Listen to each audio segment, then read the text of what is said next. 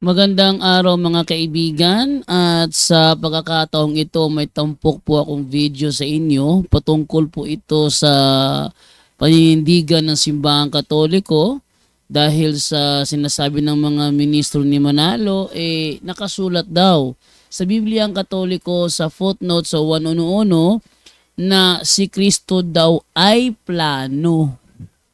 Wala akong naalala na may karuoran kami sa Katoliko na si Kristo ay plano. Pero may ginagamit sila na sinasabing si Kristo daw ay banaag sa kaisipan na nagmumula sa Ama.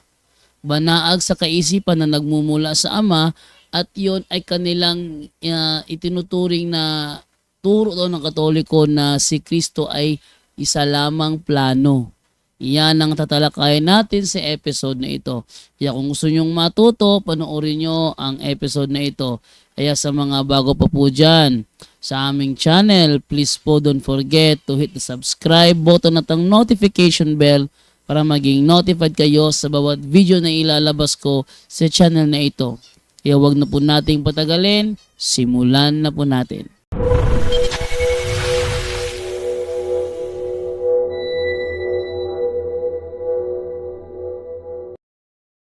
Si Brother Kevs V. Brother Kevs V, good evening.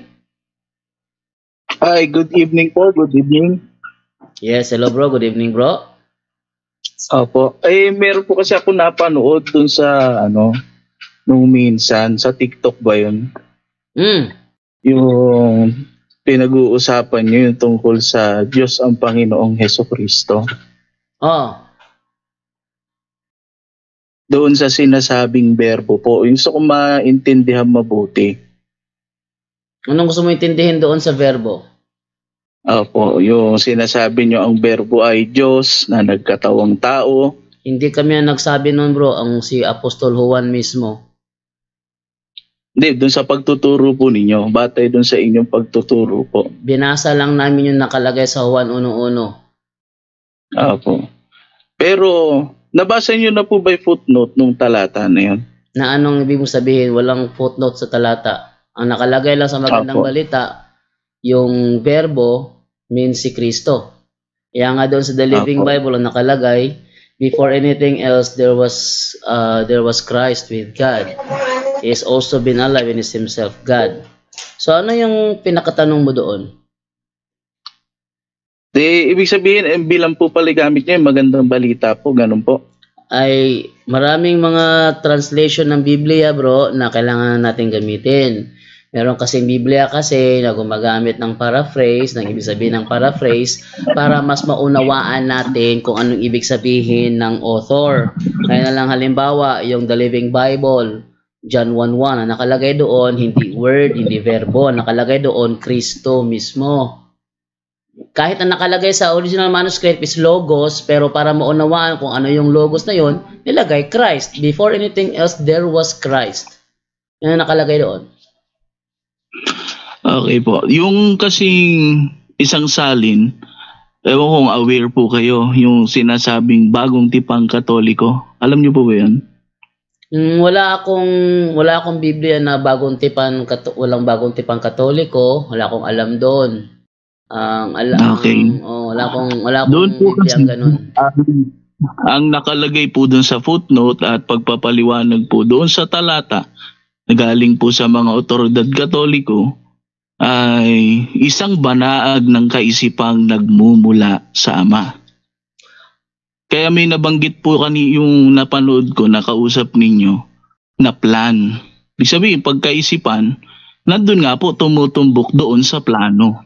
Mali. Kasi bago naman sabihin ng Ama yun di ba? Tutol ako bro. Bago niya banggitin, dali lang ho, bago ho niya banggitin yun, bago banggitin ng Ama, siyempre pinag-isipan yun ng Ama. Kaya dumaan po yun sa pagiging plano. Kaya nga sabi doon sa footnote ng mga otoridad Katoliko na nag-translate doon po sa bagong tipang Katoliko, isang banaag ng kaisipan na nagmumula sa Ama. Wala naman akong tinututulan doon sa sinasabi ho na iyon at yun ay paliwanag ho ninyo. Bro, ako'y tumututol sa sinasabing plano. Wala namang sinasabi doon na siya ay plano. tutol ako doon. Hindi po. Yun Bakit? yung definition po nung sinasabi doon Wala. sa bagong tipang Katoliko Bro, tungkol doon sa verbo. walang nakalagay doon. Basahin mo nga uli kung may nakalagay bang plano.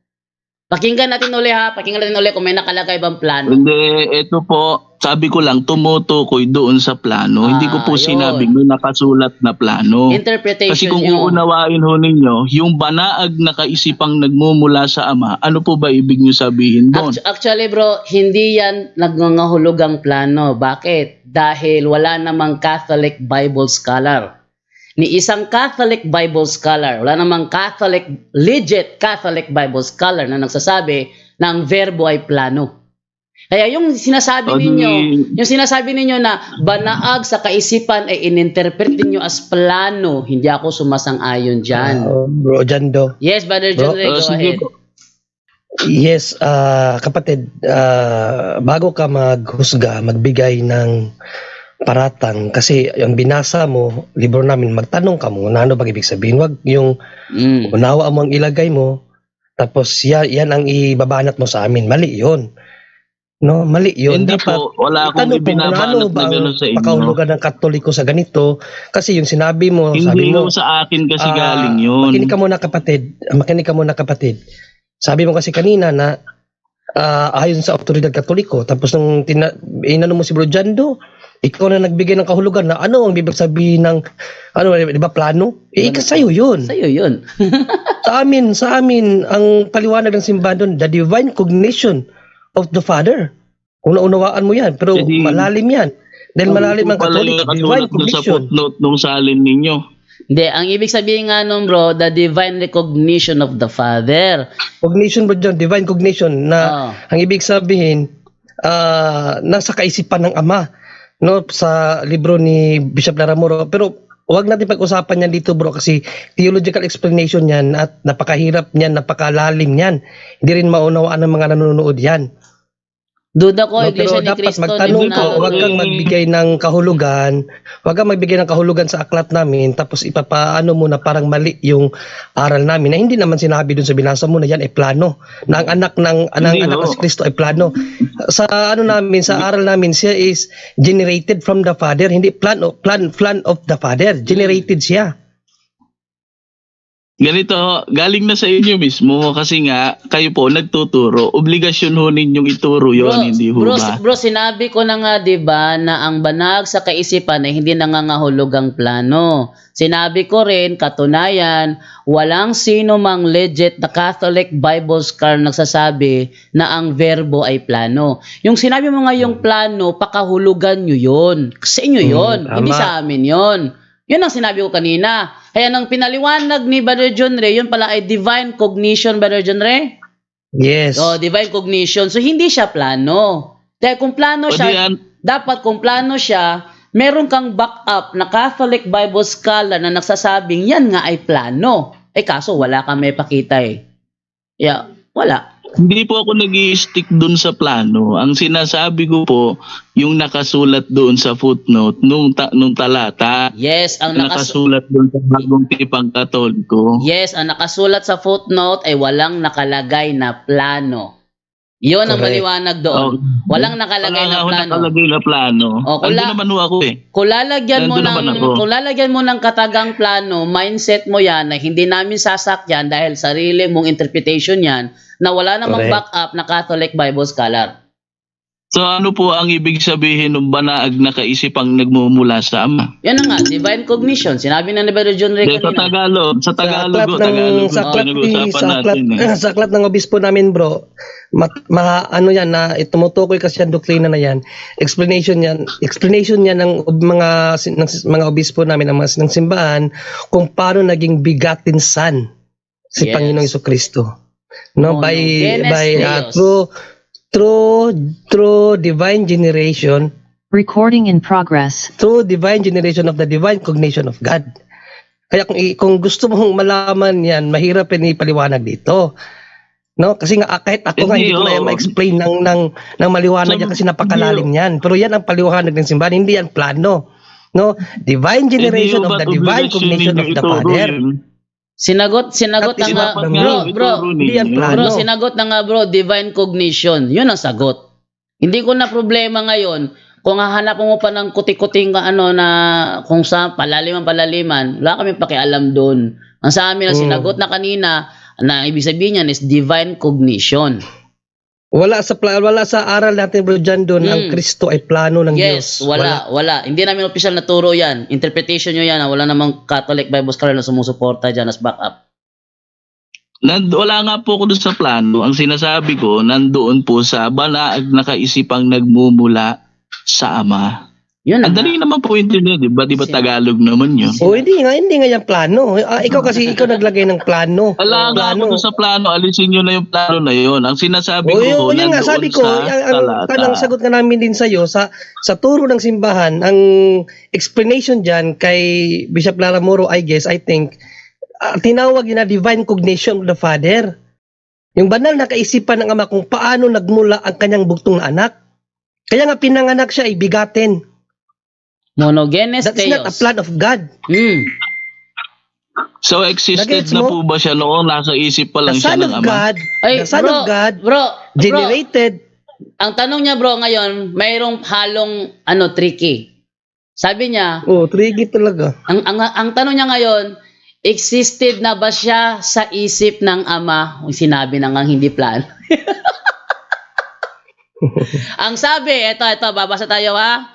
Ang sabi ni John the Baptist sa John chapter 1 verse 30, etong sabi niya sa New Living Translation, sa John chapter 1 verse 30, ang sabi niya ganito, He is the one I was talking about when I said, soon a man is coming who is far greater than I am, for he existed long before I did. Sa madaling salita, si John the Baptist mismo nagko-confirm na hindi pa nag-i-exist si John the Baptist, existed na sa mahabang panahon si Kristo. O yan. Ano po ang kalagayan niya nung existed na siya noon? Siya ang verbo at ayon sa 1:1 at ang verbo ay Diyos. Yun, very simple. De, ibig sabihin po, di ba, verbo ay salita. Logos, sabi ho ninyo.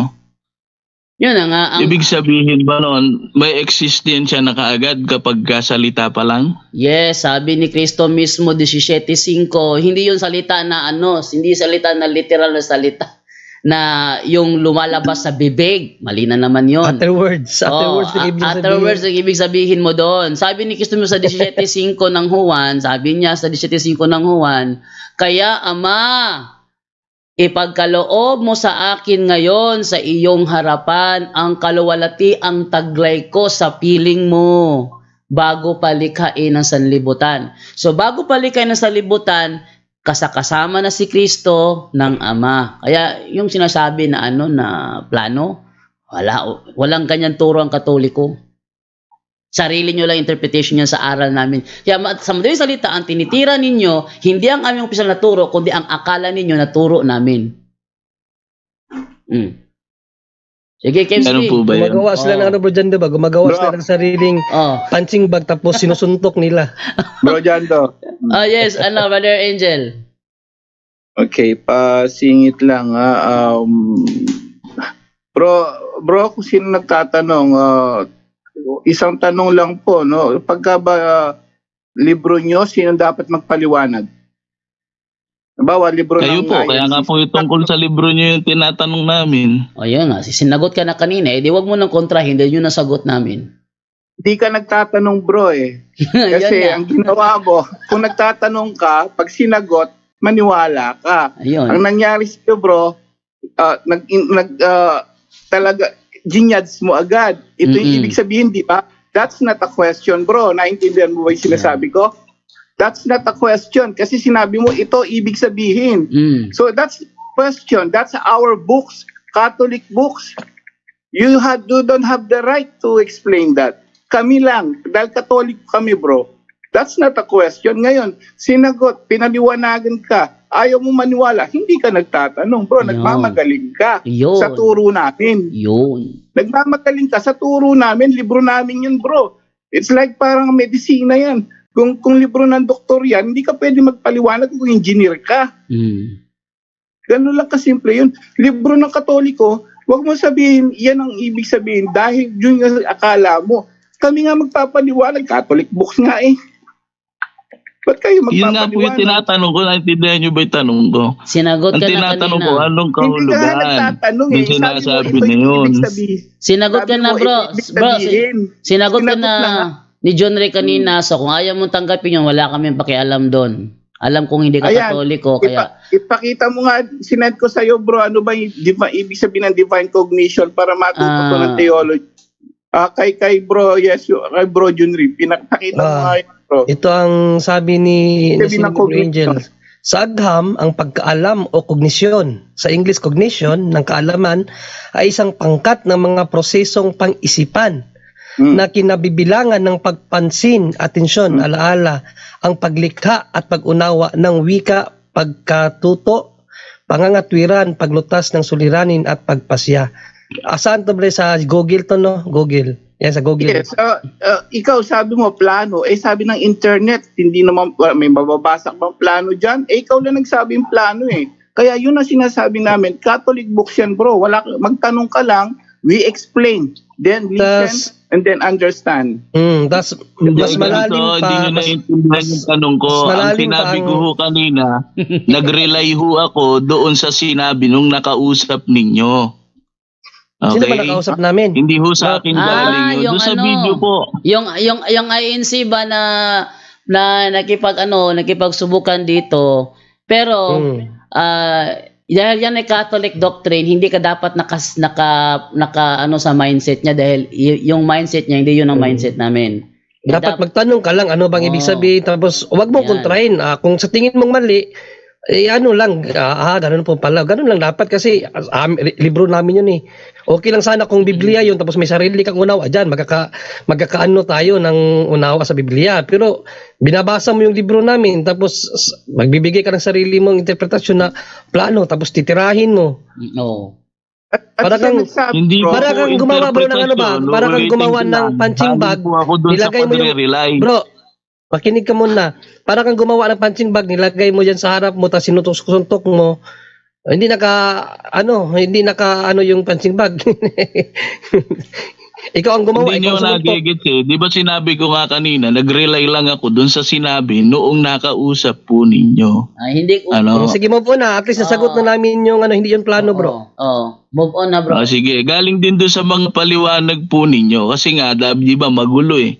Galing din doon sa paliwanag ninyo. Di ba, may definition na binasa po kanina. Sa Google yun, hindi yung paliwanag ng simbahan, sa Google yun. Ang pinasa ni Bro Angel, hindi, teka lang. Ang pinasa ni Bro Angel, ang definition ng cognition ayon sa Google, na walang sinabi doon Sinasang-ayunan na nyo po ba plano. yun? Sinasang-ayunan nyo po ba yun? Makinig ka muna. Ang point ni Bro Angel doon ba? Bro, makinig ka muna. Ang point ni Bro Angel, doon sa Google, ang cognition, walang binanggit kahit ni isang plano. Marami siyang binigay na meaning, pero walang isang plano. Bukod tangi sa iyo, bukod tangi, makinig ka muna bro, wag ka munang kasi pinapaliwanagan ka Hindi, inaakusa mo kasi sa akin yung plano eh. Hindi nga sa akin Ikaw, galing sa'yo yun. nagmula Doon sa yan. napanood ko. Ito na para hindi niyo siya marinig sa ano. Para hindi Sa'yo niya nagmula siya, yan. Ito na lang. Tayin ko na lang yung kanyang para hindi niyo siya marinig sa live, no? Ito na lang. Bro, kasama ba sa meaning ng cognition ng karunungan?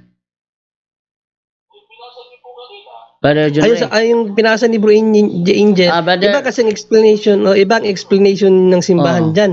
Napakalalim. Ang ganito yan, no? Yung nagturo, itinuro yan doon sa theology, ang in-explain yan ayon sa libro ng Katoliko kung bakit bigatinsan si Panginoong Jesucristo. In what way?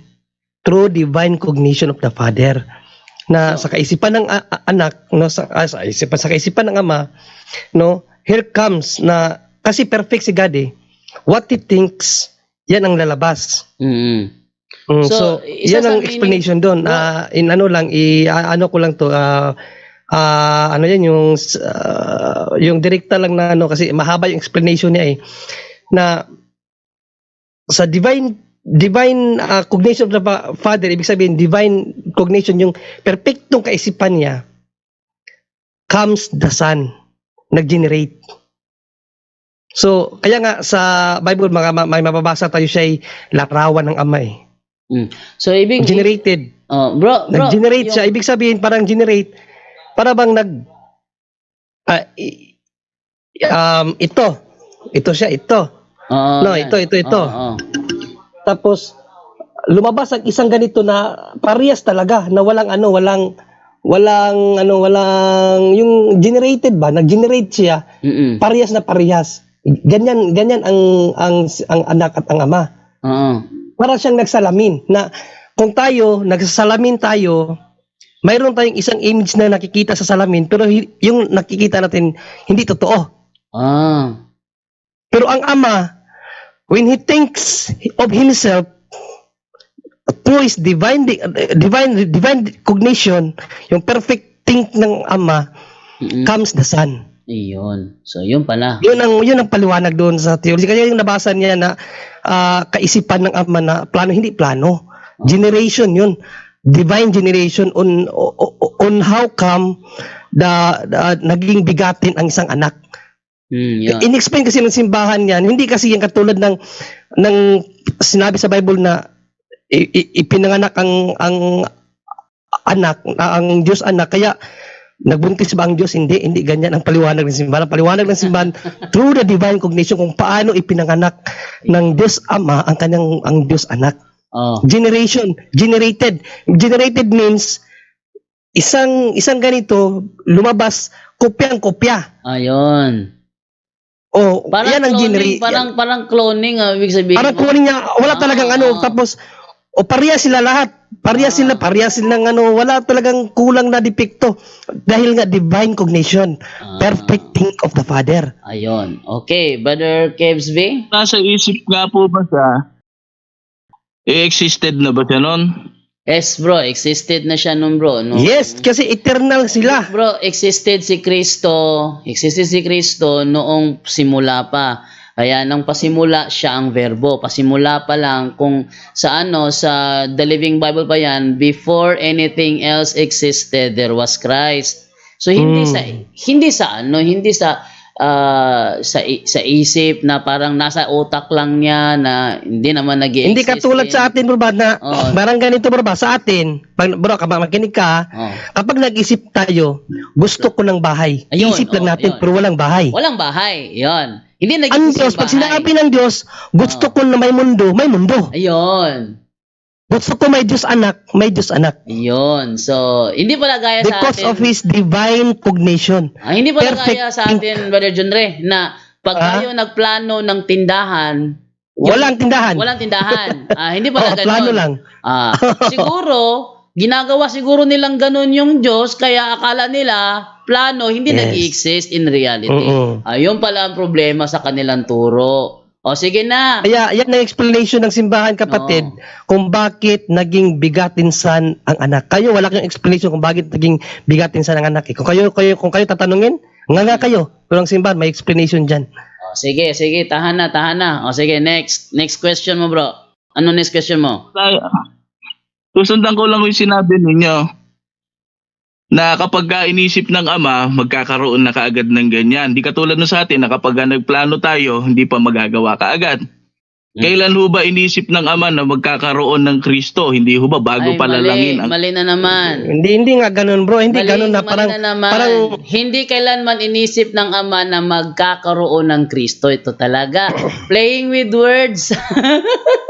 Bro, he's playing with words. ganito kasi yan, Bro Jando. Kaya nga sabi ko sa iyo, bro, kahit ako, hirap akong i-explain yan kasi napakalalim. No, ang nalaman ko lang kukunti pa lang pagdating sa bagay na yan.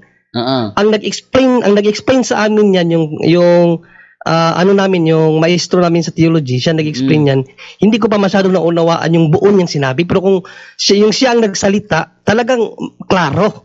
Yung nakuha ng nasagot, yung sinabi ko lang ngayon is part lang to sa narinig ko sa kanya na nakuha ko, hindi pa ito kabuuan. Kaya ako hirap rin ang i-explain yan. Pero ang inaano ko lang, hindi yan plano na sinasabi mo kaganina. No?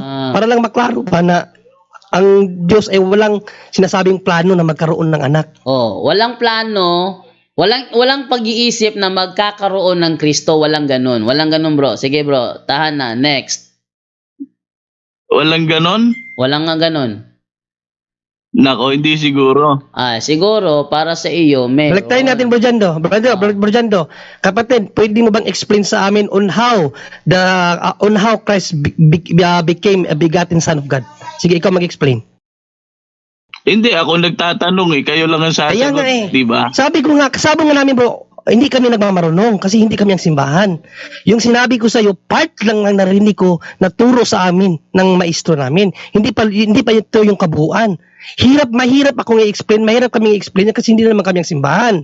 Ngayon, kung ipipilit mo na mali yung sinabi namin, yun yung part na nalaman namin na turo ng simbahan. Bakit parang ayaw nyo kasi ko patapusin sa tanong?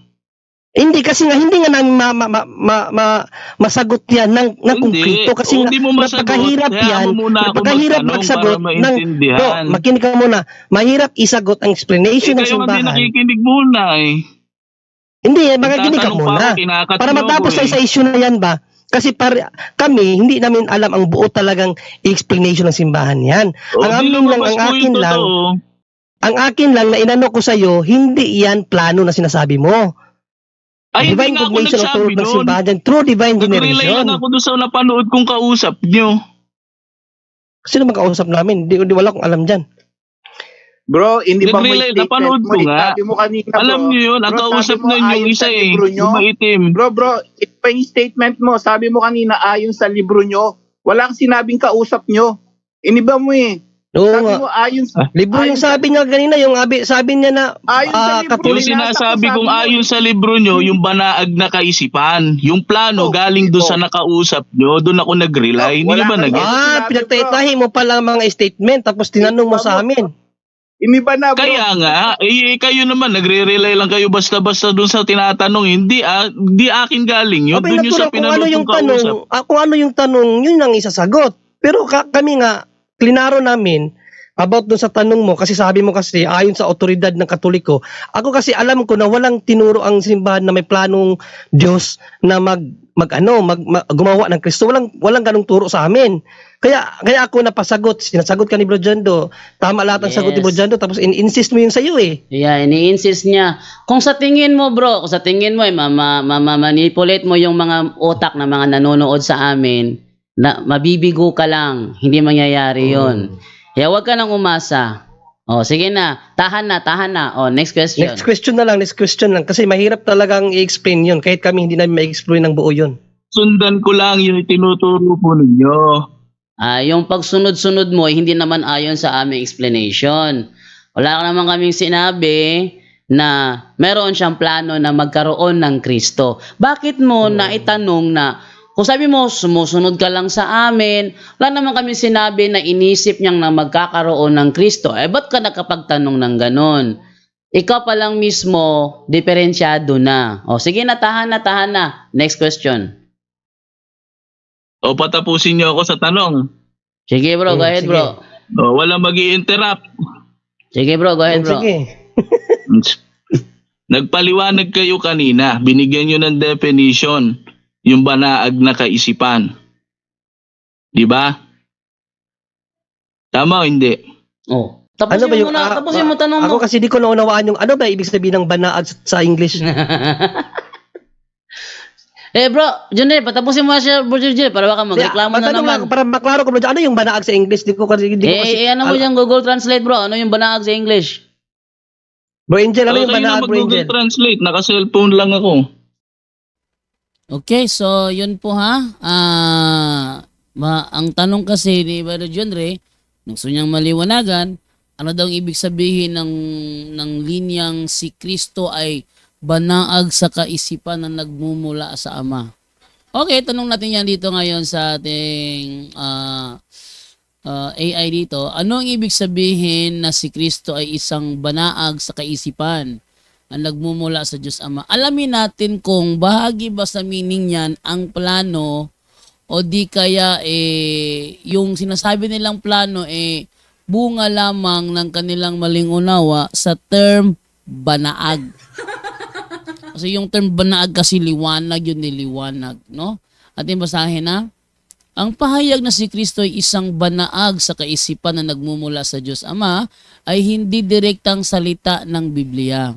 talagang hindi delete ng salita ng Biblia kasi ito ay footnote lamang, kundi isang philosophical o metaphorical na paglalarawan. Kaya kailangan itong linawin ayon sa tamang konteksto ng Biblia, lalo na sa Catholic understanding na gusto mo. Ano ang ibig sabihin ng banaag sa kaisipan? Ang banaag ay parang liwanag, sinag o pagpapahayag. Ang kaisipan ng Ama ay tumutukoy sa karunungan o salita ng Diyos. Kaya ang ideya, si Kristo ay parang pagpapahayag o salita ng Diyos Ama. Ano ang ibig sabihin, ano ang sinasabi talaga ng Biblia? Sa Gospel of John chapter 1 verse 1, in the beginning was the Word and the Word was God. At sa John 1:14, and the Word became flesh. Tamang kahulugan, si Kristo ay ang salita, logos ng Diyos. Siya ay hindi lamang ideya o banaag, kundi tunay na persona. Siya ay Diyos mismo, hindi lang isip ng Ama. Importanteng paglilinaw ayon sa Catholic context, ang pagsasabing si Kristo ay banaag lang ng kaisipan ay delikado kung ginagawa siyang parang abstract idea lang. O bang yung plano? Ha? Pag sinabing banaag lang ng kaisipan, ang pinalilitaw ng mga ministro ni Manalo na banaag lang ng kaisipan. Talagang delikado 'yon. Kasi pinalitan nila na plano. Ginagawa siyang parang abstract idea lang. Plano, di ba? Plano. O hindi tunay na persona kasi pinaplano Dahil ayon sa tamang aral, si Jesus Christ ay tunay na Diyos. Tunay na tao, ikalawang persona ng Holy Trinity. Hindi siya simpleng thought ng Ama. Hindi siya metaphor lang at hindi siya nilikhang konsepto. Hindi siya nilikhang konsepto. Ang idea kasi ng mga ministro ni Manalo patungkol sa bagay na ito, si Kristo ay nilikhang konsepto. Ha? Siya ay parang nilikhang konsepto. Kaya mas tamang paraan ng pagsabi kung gusto mo ng mas accurate na pahayag, si Kristo ay ang walang hanggang salita ng Diyos Ama na tunay na Diyos at naging tao. Sa simpleng halimbawa, ang kaisipan hindi nakikita. Ang salita na ipapahayag. Si Kristo, salita ng Ama na nahayag at nagkatawang tao.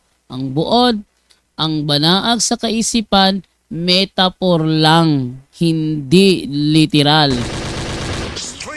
Kaya akala ng mga ministro ni Manalo, siya ay plano kasi sa halip na metaphorical, ginagawang literal. Ngayon, ayon sa Biblia, si Kristo ay salita o logos, hindi simpleng ideya. Ngayon, sa Catholic teaching naman, siya ay tunay na persona at Diyos. Kaya pag sinabi ninyong si Kristo ay plano, yan ay bunga ng isang matinding kahibangan. Ulitin ko Kung sino man ang nagtuturo na si Kristo daw ay plano, nang dahil sa sinasabing banaag sa kaisipan, siya daw ay plano, iyan ay isang matinding kahibangan. Kaya kapag may nagturo sa inyo ng ganyan, pagtawanan nyo na lang kasi yan ay isang matinding kahibangan. Sige. Patuloy sa tanong mo. Sige, go ahead. Yun nakasulat doon sa aklat ninyo.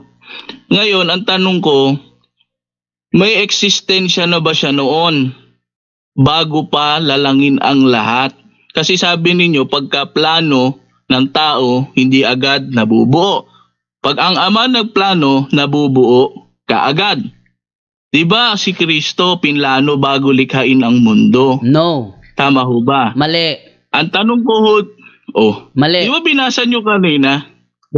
Bro, wala kaming binasa na si Kristo ay pinlano. Kanina pa tayo pa ikot-ikot dito, pinaglalaruan mo lang kami sa playing with words. Alam nyo mga nanonood ngayon, basta ang isang mangangaral, nakikipaglaruan na sa mga playing with words, nakikipaglaruan na sa mga salita, pabilisan lang ng salita, pabilisan lang ng isip, nagliligaw ng tao na yan. Yeah. Yung mga ganyang uri ng mga tanong na wala naman kami sinabi kanina, sinabi ko pa nga, walang legit na Catholic Bible scholar na nagsasabi na ang verbo ay plano, Pero sabi mo naman ngayon na kami ang nagpaliwanag kanina na ang verbo ay plano, tapos kanya nakapasabi, wag na tayong magsalita sa plano. Pero iyon doon ka umiikot-ikot eh. Sa tingin mo ba maluloko kami? Ay hindi, wag ka na lang umasa bro na Hindi niya siguro narinig yung sinabi ko, Bordando, kanina. Oo. Bordando, hindi niya narinig yung sinabi ko kaganina. Ang sabi ko nga kaganina, kapatid, no? When the Father thinks of Himself, comes the Son. Manuhaan mo yun. Hindi ko sinabi, when the Father thinks the Son, comes Christ. The Father thinks of Himself, comes the Son, or generated the Son. Yung ano bro, sa Google Translate, yung Ayan, banaag sa kaisipan, yung banaag sa kaisipan, ang ibig sabihin nun sa English is reflected in the mind. Hindi siya plano. Ang ibig sabihin ng Kaya nga, banaag... ang Bordando, isa-isa yung paliwanag kayo na bro, di ba, tayo, pag nanalamin tayo, bro, kapatid, nagsalamin ka, sino yung nakita mo sa salamin? Ibang ikaw o ikaw mismo? Ikaw mismo. Pero hindi tunay na persona yon. Hindi persona yun. Ako yun eh. Pero yung ama, nung nag-isip, think of himself, comes Ano yung the Son. Comes the Son. Yun ang anak. Yun yung anak. So hindi Generation siya, of the Father. So hindi siya nagplano na magkakaroon. Hindi siya nagplano, kaya nga thinks of himself, Bro Jando, eh. Thinks of himself, hindi thinks of Christ. Yan ang turo ng simbahan.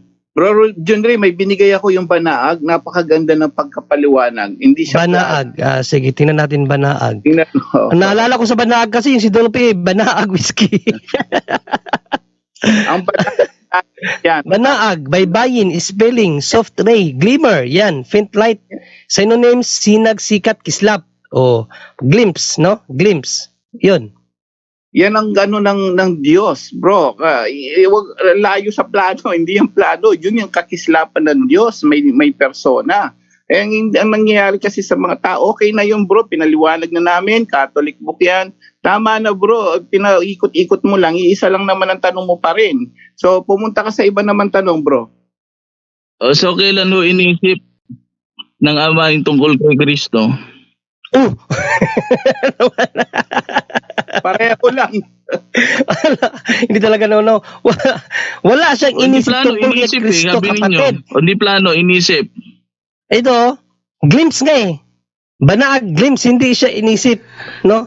When a father thinks of Nandun himself, banaag comes na the Son. kaisipan. Yung kaisipan ba hindi iniisip? Para naman kayo ng aano naman. Hindi, Kaya sulat na sa bagong yan tipang ang problema. Nagtatanong ka, sinasagot ka kung ano yung aral ng simbahan. Anong aral ng simbahan? Yun ang sinasagot namin sa iyo. Oo. Kasi bro, Brother at John least Ray, kami, bro, dito sa at least Google kami, Translate, bro, ang ibig sabihin ng banag sa kaisipan is reflected in the mind. Hindi siya plans of the mind. Bro, ganito, at least kami dito, kahit na paano, mayroon din kami sinasagot na ayon sa turo ng aming simbahan kung paano naging bigatin Son ang Kristo. No, kasi biblically, Christ is the begotten Son of God. Kung kayo tatanungin, kaya nyo bang i-explain paano naging begotten Son of God ang Kristo? Ayun. Bugtong na anak. Hindi rin eh. Pero O, di ba simbahan, begotten sa son simbahan bugtong na namin, may explanation dyan. Hindi man namin ma-explain ng buo, at least meron kaming konting alam.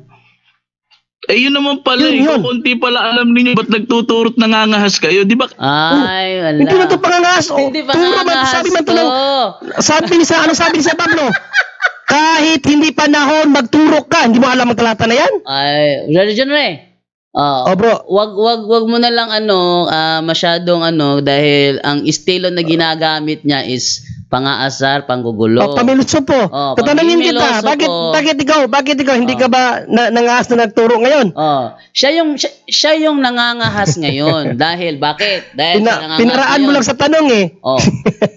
Nangongorection siya, pero kapag kinaklaro mo sa kanya, mayroon kang clarification gustong mangyari dahil nangongorection siya sa ating sagot, ayaw naman magpatanong. So, sa madaling salita, panggugulo yung plano nito.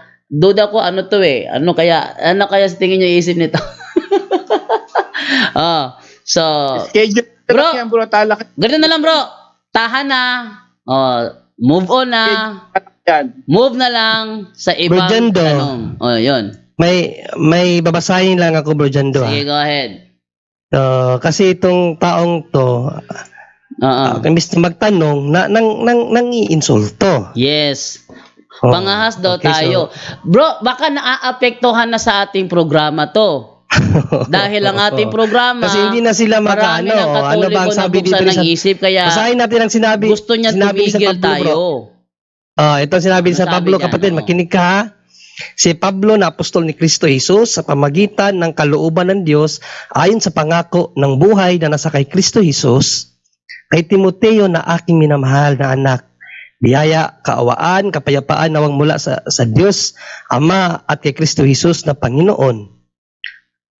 Nagpapasalamat ako sa Diyos na mula sa aking kanunuan ay aking pinaglilingkuran sa budhing malinis na walang patid na inaalala kita sa aking mga daing gabit araw. Na kinasabikan kong makita kita, na inaalala ang iyong mga pagluha upang ako'y mapuspos ng kagalakan. Na inaalala ko ang pananampalatayang hindi pakunwari na nasa iyo, na malagi muna kay Loida sa iyong lilang at kay Eunice na iyong ina at kay naniwalang lubos na nasa iyo rin naman. Anong talata? Nalimutan ko yung talata. Dahil dito ay pinaalala ko sa iyo na panigasin mo ang kaloob ng Diyos na nasa iyo sa pamamagitan ng pagpapatong ng aking mga kamay. Sapagkat hindi tayo binigyan ng Diyos ng Espiritu. Ay, hindi to, Bro Jando. Magsalita ka muna, Bro Jando. Hanapin ko muna yung talata. Nakalimutan ko. Ayun, so bro, next question na naman, bro. Patatapusin niyo ba ako sa pagtatanong? Kanina, bro, pinapatapos kita sa pagtanong kanina pero tumigil ka bigla dahil bigla ka naman To Timothy 2 pala, Bro Jando. Patatanungin kita ngayon, tapusin mo, wag mong putulin. Ikaw mismo pumuputol sa tanong mo eh. Sige, next question. So pag inisip ba ng bibitaw na kaagad yung anak, ganun ba? Tama o hindi? Inisip na naman, bro. Napunta na naman sa inisip. Sinabi na nga wala kaming ganyan katuruan na iniisip na plano. Bro, ang sabi ni Brother John Ray, ang ama, pag inisip niya, andyan na bigla, no? Yun ang sabi ni Brother John Ray kanina. Doon mo i-fit yung tanong mo. So kailan inisip ng ama ang pagkakaroon ng Kristo? Yun. Wala. Oh. Ay wala. Paano The nagka-Kristo? Father thinks of himself comes the Son. Di mo magets yan? Oh. When the Yan ang Father... turo namin simbahan eh. Oh, when Ngayon, kung may problema ka dyan, wala na kaming magagawa dyan. Kung ayaw mong paniwalaan, kami pinaniwalaan namin yan. ang sabi Because that is mystery. Ang turo sabi- sa amin, mystery is above faith. Kahit hindi mo nauunawaan, paniwalaan mo. Kaya kahit hindi yan na unawaan namin ng lubos dahil sinabi ng simbahan, that is a mystery, we believe in it, kapatid. Oh, sige. Ano. Sige, next. O, di ba sa Biblia nakasulat, bago ka magkauna o magkaroon ng pananampalataya, kailangan maturuan ka at magkaroon ka ng pangunawa. Tayo naman yun. Hindi naman yun si Kristo. Ang pag-iisip ng Diyos ay hindi pag-iisip ng tao, kapatid. Huwag mong kalimutan na ang pag-iisip ng Diyos ay hindi pag-iisip ng tao. Yung isip mo bilang tao, huwag mong i-apply sa Diyos kasi ang Diyos hindi gaya mo mag-isip. Yan ang maliwanag doon. O sige, next question naman. Yung talagang tanong na challenging, bro. Mas ganda yung tanong challenging, hindi yung paikot-ikot lang na parang naghahanap ng butas kung saan siya papasok. Doon. Magtanong ka na lang, bro. Go ahead. Ang dami ng butas na narinig ko. Wala. Ikaw May ang utak mo, may bumubuta sa butas. sarili mo. Walang buta sa amin, ikaw ang bumubuta sa sarili mo. Meron kang ipinapasok na idea na hindi naman namin katuruan. Kaya kung meron man nang bubutas dito, ikaw binubutasan mo ang sarili mong argumento para pumasok kami, makagat namin, at pag makagat namin ang butas mong argumento, saka doon ka na kakagat ka agad dahil napasok namin ang butas mong argumento. Yun ang hinahanap mo, na mabitag ba kami? Mabitag, in which hindi naman mangyayari yun. Hindi, malinaw yung tanong, hindi ka makasagot. Ang sinabi nga kanina na hindi namin turo na inisip siya. Inisip siya, plano siya, wala yun sa aming katuruan. Sabi ni Brother John Ray, when God thinks Himself, Of himself. When comes God the Son. thinks Himself, comes the Son. Ayan na, wala siya sinabi that God thinks the Son, then comes the Son. Wala siyang sinabing ganun. Ang sinabi ni Brother John Ray, when God thinks Himself, here comes the Son. Doon ka magtanong. Aklat niyo yun, di ba? Ha? Ano yung Ba't aklat di pa yung namin? explain yung aklat Anong niyo? aklat? Anong aklat? Sabi mo, yun yung kinausap namin. Alin ba talaga yung totoo? O, bagong tipang Katoliko. Ano O, nga? di ba, Ayun ang sabi mo, sabi banahag nun, lang, di naman ako eh. banahag lang sinabi doon, hindi yun planong sabi doon? Banaag lang. Ang sabi doon, Yun banaag ang na sinabi kaisip namin ang sa banahag. nagmumula Ang sa banahag, Ama. when God thinks of Himself comes the Son. Yun ang sagot. Oh. Ano ibig sabihin doon? Hindi plano. When God, Tagalogin na lang natin. Kawawa naman, Tagalogin na lang natin, no? Nung inisip ng Diyos ang kanyang sarili, doon na, here comes the Son. Di ba yun? Yun. Mahirap yun, ha? That's mystery kasi. When Kapatid, God- kung magtanong ka sa Katoliko, dapat tanggapin mo rin yung sagot namin kasi pag sinabing mystery, kapatid, it's above faith. At turo ng simbahan, mystery is above faith. Kahit na hindi mo siya naunawaan, tanggapin mo dahil misteryo yan. Kung ano lang yung pinaunawa sa iyo ng Diyos, kung ano lang yung ibinigay na katiting na kaalaman ng Diyos para sa tao, para makilala natin ng lubusan ng Diyos, hanggang doon lang. Maunawaan mo man o hindi, kung bakit naging ganun, inisip lang ng Diyos ang kanyang sarili, lumabas ang anak, anong magagawa mo? Makapangyarihan ng Diyos. Walang imposible sa kanya kung paano naging ganun. Ba't Basta yun ang nangangaral turo ka ng nga, simbahan at naniniwala kami na ang turo ng simbahan, turo ng Diyos yan. Ba't nga nangangaral ka? Hindi mo naman tinuturo mo. Ay, nako. Nahanap ko pa kayong talata dito na kahit pa, wala, hindi panahon mangaral ka, hindi ka naman si San Pablo. Si San Pablo, sabi niya, kahit hindi na papanahon, mangaral ka. Ang sabi niya, bro, nangangaral ka daw na hindi mo naintindihan. Ano hindi naiintindihan? Mystery na yun eh. Baka kako siya ang hindi nakakaintindi sa sagot mo. Kanina Correct.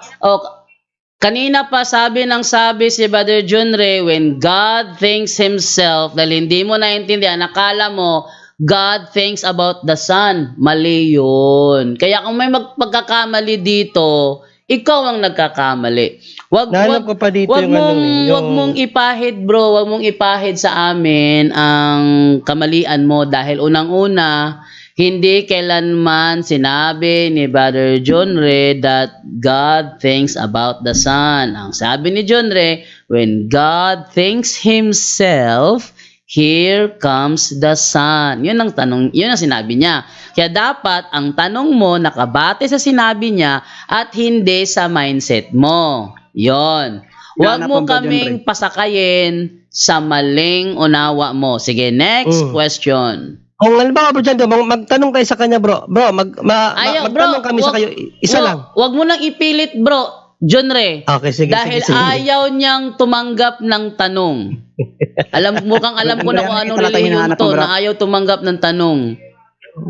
Sige na, next. Sige na, tahan na. Next question. Tahan na, si Raul. Ayun, nagalit. Ayan na. Wala na. Out na yan. Nagalit na. Remove na natin to. Nagalit na. Nagalit na dahil hindi umubra yung kanyang plano. Ayan, nagalit na. Kaya siya nagalit. Hindi na umubra yung kanyang plano. Ang kanyang plano siguro, hindi ko alam kung ano yung mga plano niya, pero hindi umubra kayo, ang galit na galit. Nakita niyo na pikon. Okay. So ganito na lamang po at mamayang gabi po kita-kits po tayo ulit for another night of punto por punto Worldwide Catholic Bible Exposition. Salamat po at bye-bye.